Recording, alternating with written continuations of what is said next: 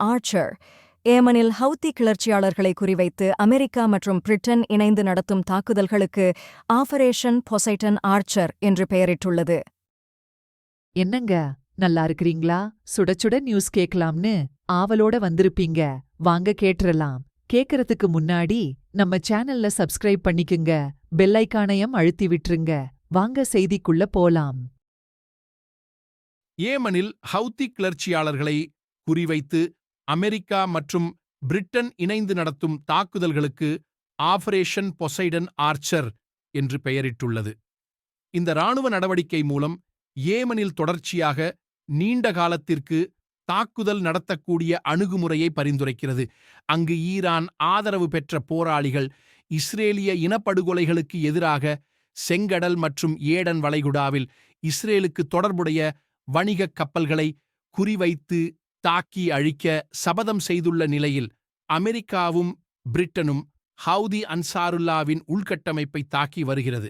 சும்மா இருந்த சங்கை ஊதிக்கெடுத்த மாதிரி இஸ்ரேலுக்கு பயந்து காசாவில் போரை நிறுத்த முயற்சி செய்யாமல் ஏமன் செய்யும் முயற்சிகளுக்கு எதிராக அதன் மேல் தாக்குதல்களை நடத்தி வருகிறது.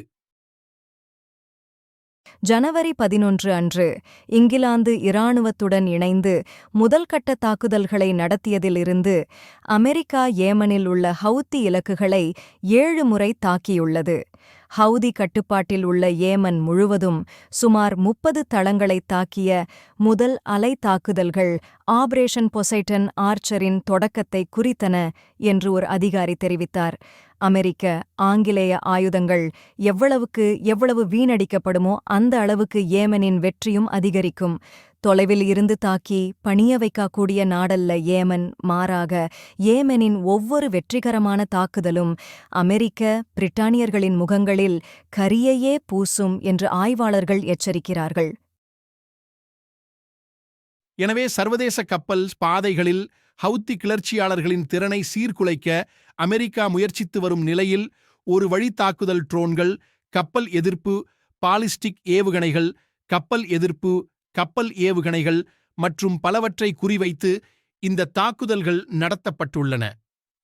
ஆபரேஷன் பொசைடன் ஆர்ச்சர் என்பது ஆபரேஷன் ப்ராஸ்பெரிட்டி கார்டியன் என்பதிலிருந்து வேறுபட்டது என்று அதிகாரிகள் வலியுறுத்தினர். இது செங்கடலில் பாதுகாப்பை அதிகரிக்க கடற்படை சொத்துக்கள் மற்றும் பணியாளர்களை ஈடுபடுத்திய நாடுகளின் தற்காப்பு கூட்டணியாகும். அமெரிக்கா, இங்கிலாந்து உட்பட கூட்டணியில் உள்ள 20க்கும் மேற்பட்ட நாடுகளில் சில ஏமனின் ஹவுத்தி கட்டுப்பாட்டு பகுதிகளில் இருந்து ட்ரோன் மற்றும் ஏவுகணை ஏவுதல்களை பலமுறை இடைமறித்துள்ளன என்று சொல்லிக் கொள்கிறார்கள். ஆபரேஷன் போசைடன் ஆர்ச்சர் நடவடிக்கைகளில் பங்காளிகளாக 20 நாடுகள் பங்கேற்று உள்ளன என்று கூறினாலும் அதிகாரப்பூர்வமாக பெரும்பாலான நாடுகளின் பெயர்கள் வெளியிடப்படவில்லை. உண்மையில் அப்படி 20 நாடுகள் பங்கெடுக்கவே இல்லை என்று ஆய்வாளர்கள் தெரிவிக்கிறார்கள். இதற்கு முன்பும் அமெரிக்கா தலைமையில் ஆபரேஷன் ப்ராஸ்பெரிட்டி கார்டியன் என்று ஒரு கப்பல் படை கூட்டணியை ஆரம்பித்தார்கள். ஆனால் ஏமனின் ஒரே ஒரு எச்சரிக்கையில் நான் இல்லை நீ இல்லை என்று பின்வாங்கிய நாடுகள் அமெரிக்காவை கை கழுவிவிட்டு ஓடிவிட்டார்கள் என்று பேசிக்கொள்கிறார்கள்.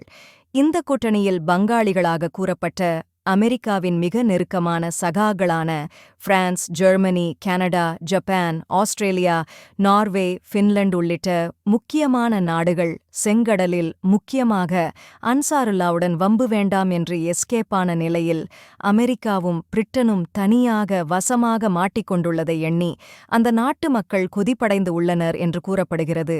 வேலியில போற ஓணானை வேட்டியில் விட்டுக்கொண்டு திண்டாடும் அமெரிக்கா மற்றும் பிரிட்டனின் பரிதாப நிலை எத்தனை நாட்களுக்கு தொடரும் என்பதை பொறுத்திருந்துதான் பார்க்க வேண்டும். இஸ்ரேலுக்கு ஆதரவாக எங்கள் நாட்டின் மீது தாக்குபவர்கள் யாராக இருந்தாலும், எவ்வளவு பேர் இருந்தாலும், எவ்வளவு வல்லரசாக இருந்தாலும் அவர்களின் கல்லறைகள் செங்கடலில் என்று எச்சரித்திருந்தார்கள். அமெரிக்காவும் பிரிட்டனும் எகிரெகிரித் தாக்குகின்ற இந்த நேரத்தில் ஏமன் போராளிகள் தேநீர் அருந்தி ஸ்நாக்ஸ் சாப்பிட்டுக் கொண்டிருக்கிறார்களாம். ஏனென்றால் அவர்கள் நாடு அது. எப்போதும் அங்கேதான் இருக்கப் போகிறார்கள். நிதானமாக நின்று அடிக்கப் போகிறார்கள். அதனால் அமெரிக்கர்கள் நீரின் நின்று சண்டையிட்டாலும் எந்த நேரமும் அது நெருப்பே. எண்ணிப் பாருங்கள், சட்டென ஒன்றோ இரண்டோ மூன்றோ எதிரிகளின் போர்க்கப்பல்கள் மூழ்கடிக்கப்பட்டால் அது எவ்வளவு பெரிய அவமானத்தை ஏற்படுத்தப் போகின்றது என்று.